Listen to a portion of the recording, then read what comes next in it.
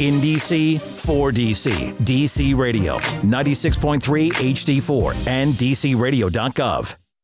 Welcome to the District Creators Radio Show. I'm your host, Cherise, and I'm super excited to welcome today's guest, Miss Vick Jagger. Wait, should I call you Vick Jagger or Victoria? Vick Jagger is cool. Okay. All of my social media says Victoria on paper. Really?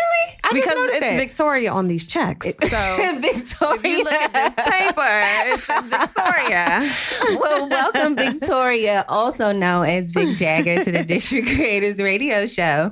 Thank you for having me. I'm very excited to be here. And I mean, I've seen you doing your thing for a while now. So I'm excited for you. Thinking about that. Okay, can I just share a little secret about Vick Jagger and where she started with the Russ Parr Morning Show? Because I saw these throwback pictures and they may have been from 2009. And I was interviewing you in Gin Lounge on 14th and U Gin Street. Lounge. You remember forgot all Gin? about Gin Lounge. Yes. And I had on this this little leopard with this red belt. I feel like you had a little swoop bang. I don't know. No, I was looking crazy. Because my glow up just happened like 2 years ago. So I was looking crazy.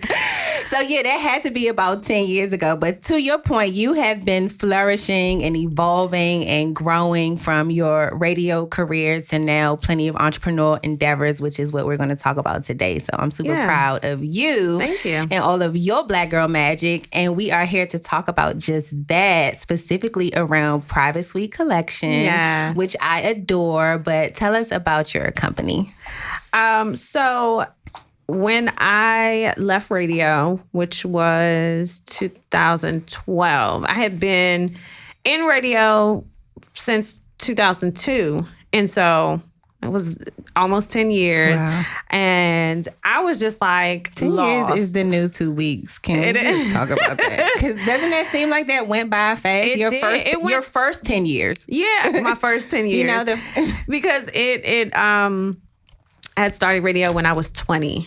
And when I left or got pushed out to spread my wings, I was 30.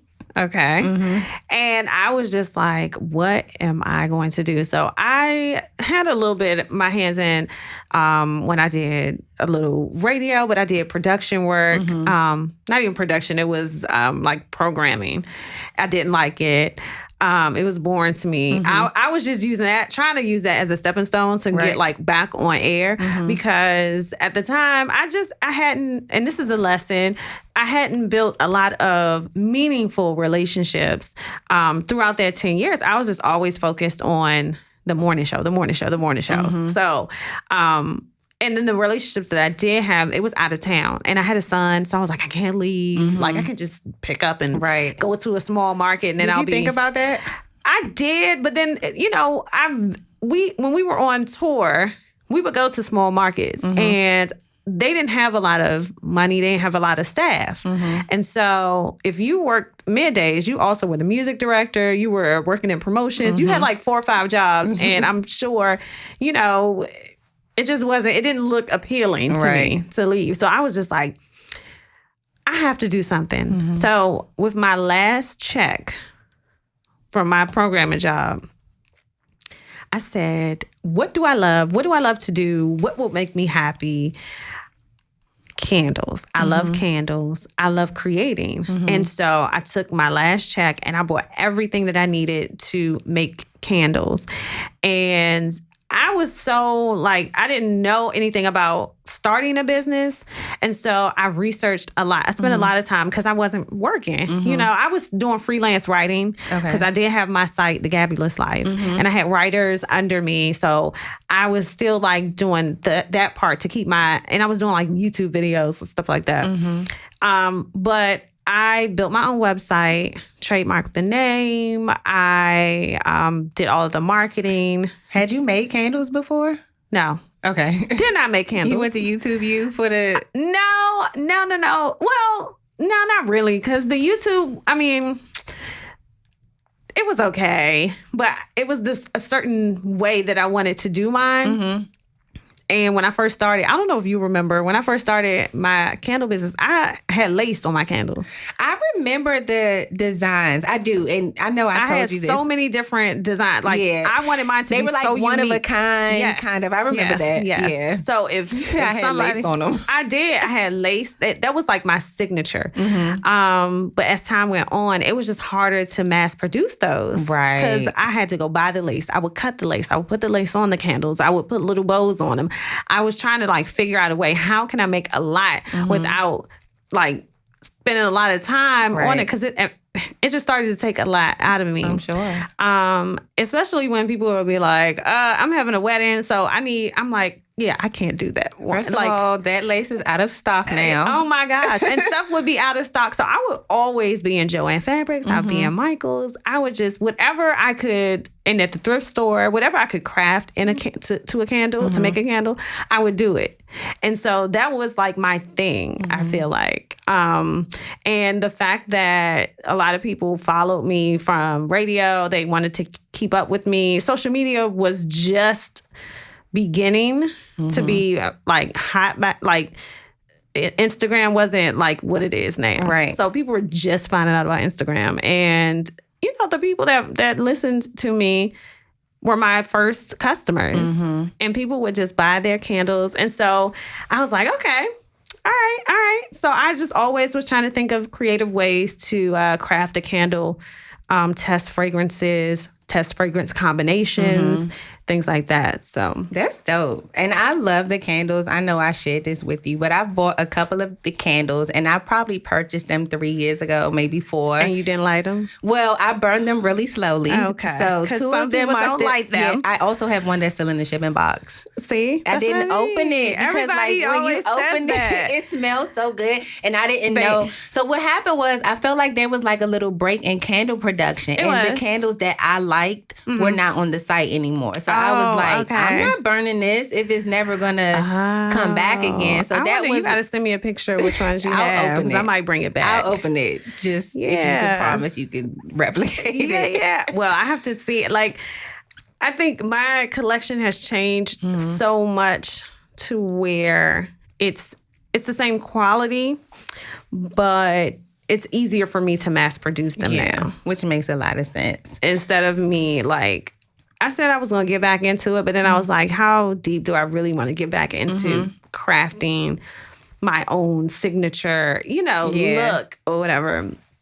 But I enjoyed it for the time because I wasn't working. So I needed something to, number one, I was telling myself, I'll never do a job full time without having something else going on to fall back on. That was one of the biggest lessons that I learned in my time off, my time away from radio, which was 3 years. So within that 3 years, I started that business. And I started really like focusing. I feel like I was, partly because I wasn't working, but I started freelance writing more. And then I was doing like little spurts on like Roland Martin's show, his TV show when he had it. Yeah. So I was still trying to keep my hands a little bit into media, but then like, I'm like, oh, I have a business now. Right. And so I need to be serious about it. So the trademarking didn't happen till maybe like a couple years. I've heard that's a long process to trademarking. It's not a super long process. I'm trying to remember how long it took. I can't remember the exact amount of time that it took, but it was quite a few months. Because you have to register first or put your application in. And a lot of people use attorneys. Right. Which is fine if you want to spend that money. I did not. DIY'd. So, exactly. I did a lot of stuff myself. My website, people are like, you did your own website? I did my own website. I did my own marketing. I had gotten Photoshop. Gotten all these things and played around with them. I think in that time when I first started the business, I even wrote an ebook just because I wanted to always do something, sharpen my creative skills. Yeah. I never done that before either. I think when you're a creative and you don't have a creative outlet, you start to have like creative constipation, for lack of it. Yeah. You know what I mean? It's like, especially when you're a super creative, not like, you know, the person that draws here and there, but when you're really clear that like I'm a creative and I'm not doing something creative, then something happens, I believe, like in us internally. And it's a gift and a curse, because then you start doing 50 million things. That's true, and you too. can't do all of those things. Yeah. I am famous for, I've come up with so many business ideas, and my sister had to be like, pull me back, like, how? Yeah. How are you even going to do this? And I'm like, I don't know.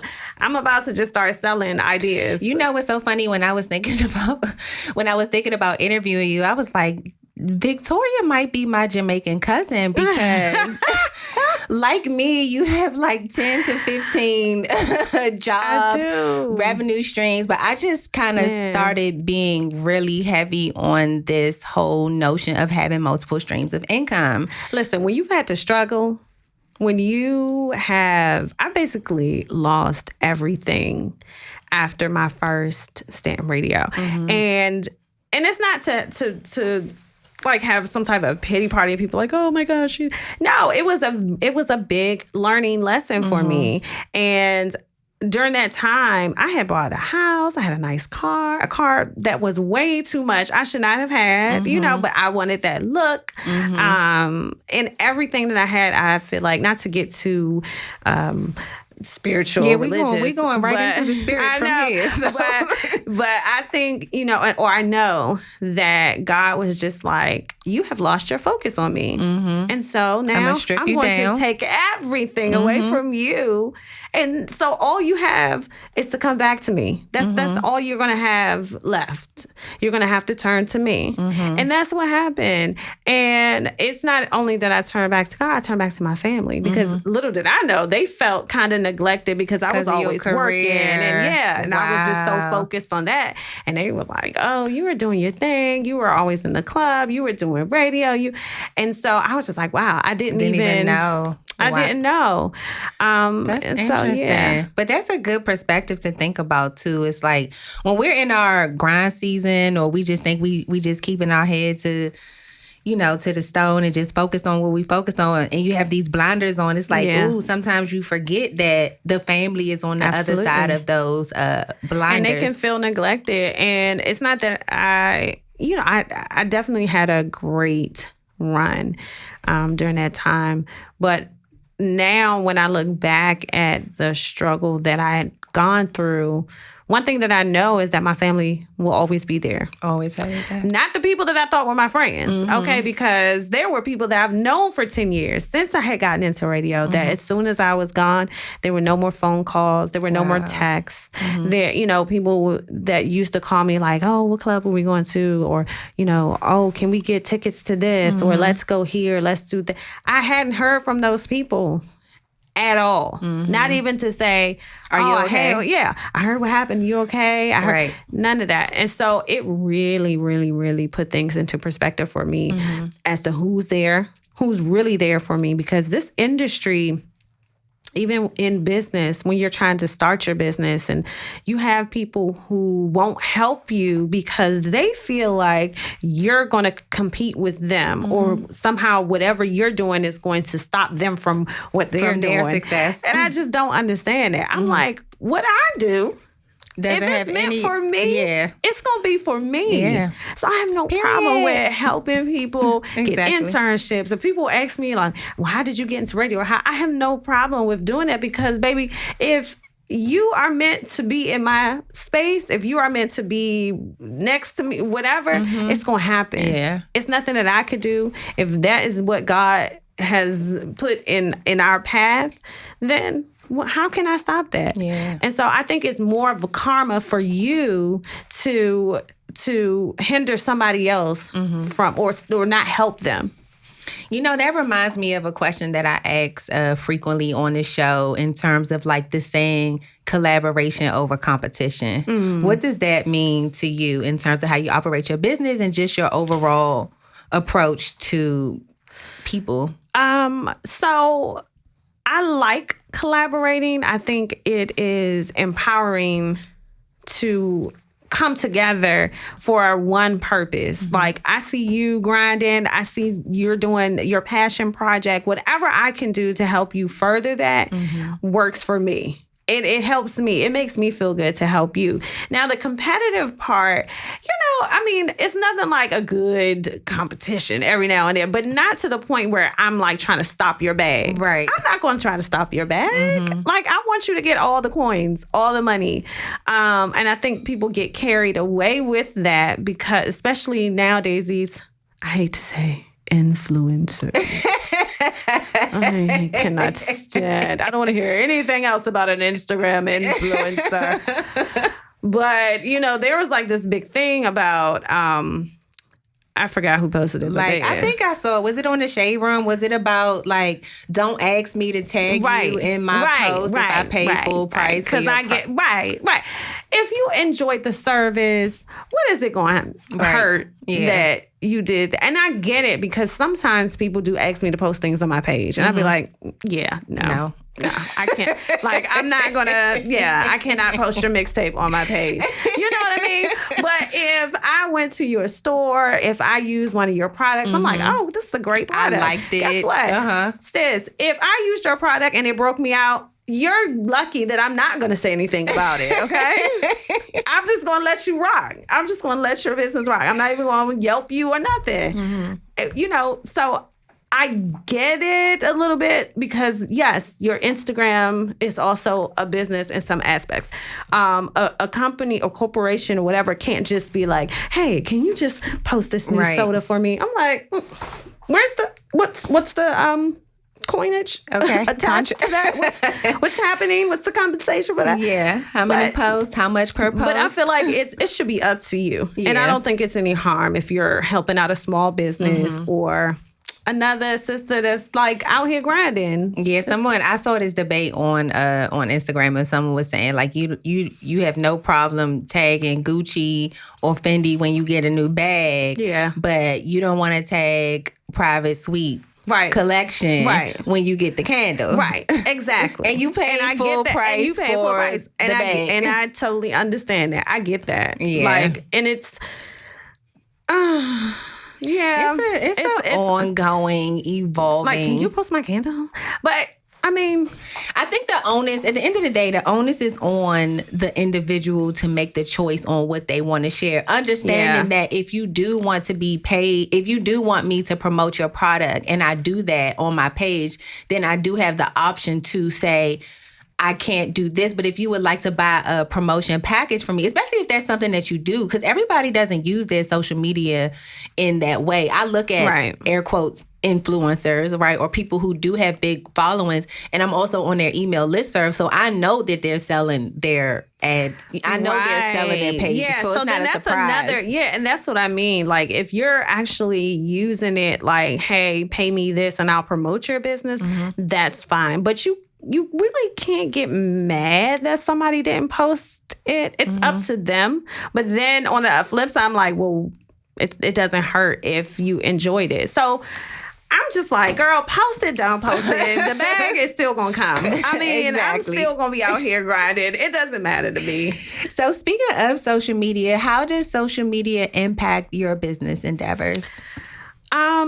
It definitely helps. I'm not going to lie. I'm human. I look at some businesses or some products or whatever, and I just be like, they are selling a toenail in a bottle, and they just got 50,000 likes. Like, this is why the likes thing is so funny to me. I heard they was taking it away. They should, but I don't care. Like, either way, because since I'm still going to get like 17 likes on my candle, I'm trying to figure out what is happening. Because sometimes I do think that I'm like, how are they liking this big toe? And it's like, no, what? Big toe in a bottle. Right. It's like, how is that getting so many likes? But social media definitely helps me, because not only do I do candles, I also have added real estate to Private Suite collections. So there are different branches. Staging, okay, right? Don't you do staging? We'll get the whole I'm getting into that. I mean, I think you do a good job with just the pictures that you post from my house. Your space. I saw I had a couple people say that, like, why don't you just post your house and how you do different rooms? That's how you can get started. So a lot of the things that I post, like, that's what I want to start doing. I had a couple of people come to me like, hey, I know you want to get into staging. Can you do this room for me or whatever? So I'm constantly learning. Real estate was something that I wanted to do. I was working full time and was going to class. And that was something that I was just like, if anything happens, I always have this. If anything happens, I'm going to go harder on my candle business. And I've added wellness to my collection. I'm so excited to talk about that. I'm very excited about this Intuition collection. Let's talk about it. I was telling Shane before you got here, I recently visited a crystal store with my mom. Oh, I love it. This was very recent too. So we were just talking about the experience, and I was telling him what caught my eye about your new collections, Intuition. And I don't know if you know or not, but I completely love crystals, have been in love with crystals for a very long time. And I know that you've been using them for the same purpose that how I got started with using them. And then when you combine them with the candle, I was like, oh, we got to talk about this. Oh, yeah. We got to talk about this. So tell me about, so I'm going to ask you a two-part question because I talk a lot about the connection between creativity and mental health and how some of the studies that I've read have shown that if you have a creative outlet, it has a positive impact on your mental health. So you have your candle and your candle company as your creative outlet, but then you also have a spiritual element to that. How has that shaped your mental health and then also like your self-care practices? Well, this is a loaded question. So number one, self-care is my number one priority. Like, I'm a mom, but I can't be a great mom if I'm all messed up in the head. You know what I mean? If I'm upset, if I'm sad, So for me, self-care is number one, because without you taking care of you, you cannot do anything else. Job, anything. And so I said, when I started really getting into crystals and just doing readings and, I'm all about that. My sister introduced me to my first real crystal. Okay. Because I was really going through something. And what was your first one? Rhodonite. Okay. So rhodonite was my very first crystal. Oh my gosh. My second one that I bought was amethyst. And then from there, I have more than 50 crystals. I have Same girl. We need to have a crystal party. Yeah. I have just talk and chit chat about crystals and Shane loves a good crystal too. Yeah. I've gotten crystals for people. I love, I keep tourmaline quartz in my car. Because I'm like, you're not going to bring that. They think that I'm crazy. People at the radio station, I pull my crystals out every day. I line them up a certain way on my board. And they're like, oh, you got your rocks out. But you're always coming in here. For this good because energy. They know that my studio has to have great energy. If you come in there with bad energy, I put you out. They know this. And then people come in to recharge. And so the more I learn about crystals, I have 3 crystal books. And the crystal shop that I go to, the owner, Renee, she actually talks to me about different things. And she's super, super dope and knowledgeable about crystals, and not just the main ones that we hear about. The ones that I started for Zentuition were amethyst, rose quartz, regular clear quartz, and selenite. Those were the main starter crystals. That's the ones I feel like they're starter crystals. Yeah. But if you really start looking into crystals, there are so many different jaspers that will help your life. And so I'm on this kind of, I hate to say journey, but I use journey so much. Everybody's on a journey. We are. I am. Yeah. And so I am on this journey to find different crystals that will affect the way that I am moving in the direction that I am moving. And there is a crystal for everything. And so now I've gotten into singing bowls. I'm about to start getting into Pilates and yoga. Not hot yoga because I feel like I would get sick. I pass out. I just cannot do the hot yoga. Tried it. But I can't. I don't think I did can not do like that. But anything that has to deal with wellness and self-care, I'm such an advocate for, because so many people, I feel like, walk around and they're miserable, they're mean. And so now it gives me a different outlook when, you ready to pop off on somebody because they came at you wrong, because they got smart or whatever. You have to really step back, take a second and be like, you know what? They're probably dealing with something in their life that they don't know how to have an outlet. So let's just say I let a lot of stuff go. Yeah. It helps to maintain your energy. One of the most valuable things somebody shared with me, and this was very recently about like conflict and confrontation, was that they asked themselves, like, is this worth my heartbeats? The energy that I'm about to give to this situation. Or will I care about this in 5 minutes? Right. Will I care about this in 5 hours? Right. Or tomorrow. a day. Right. Yeah. So I do stop and think about that. But I want to, because I sell sage, Palo Santo sticks. And I put a piece of a selenite wand in there to just, because selenite is such a powerful stone that actually cleanses the energy around you. It can cleanse your crystals. And I want people to know that the more you change your thinking, the better life will be. Absolutely. And bring you. So you putting out great energy. Where's the bulb? Exactly. If you're putting out great energy, if you're looking for the good in even the worst situations, the lesson there, what you can take from it, how you can turn that around for yourself. And that's what really got me through those 3 years, because it was so hard. But once I changed my thinking, I went from no opportunities to 3 different opportunities. Wow. So I had a choice. Like, I couldn't believe it. And it was all because I started to change the way that I thought and made it more positive. Yes. Snaps. Yes. Beautiful. All day. Beautiful. Well, we're going to do something really fun on the show that I love to do. And I know you're going to like this too, because this is specifically around DC culture. I know you're a native Washingtonian. So we play this really fun game that's inspired by Tony Lewis Jr. It's called #DC or Nothing. Yes. Shout out to Tony. So basically, I'm going to ask you a series of questions, and you have to answer with a person, place, or thing in the District of Columbia. Oh, gosh. Okay. Ready? All right. All right. So it's Self-Care Sunday in the city, and you're hanging by yourself. Okay. What are you going to do? What am I going to do? For the day? For the day, I would definitely go to a Starbucks. And it has to be like a nice Starbucks, right? So is it going to be a Navy Yard? You got to give us the specifics. Okay, yeah. So it would be, I would go to the one on Pennsylvania Avenue Southeast, Capitol Hill. Okay. Because that's my area. Okay. Eastern Market. Okay. That's my area. Yeah. That's my Southeast right now. Like, so go to Starbucks, chill out. Probably go to one of the museums. Okay. So we're going down to the National Portrait Gallery. We're going down to Pennsylvania. Yeah, I'm so artsy. Like, you can go to any type of museum. A bar, definitely. So we're going down to Mastro's. We're going to Ocean Prime. Oh, this is fancy self-care. This is white tablecloth. It is, because I'm going to the Four Seasons for massage. Hold on now, but it'll be like a Groupon or something.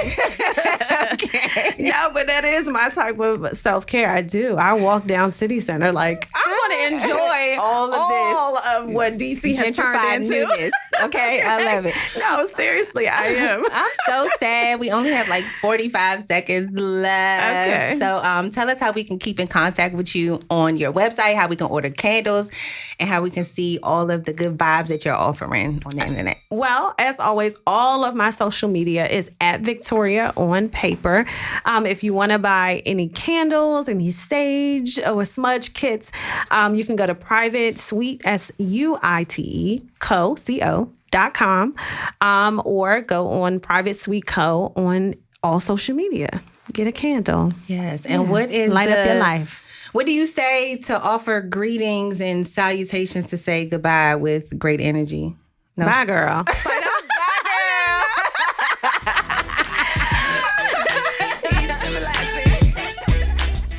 In DC, for DC. DC Radio, 96.3 HD4 and DCRadio.gov.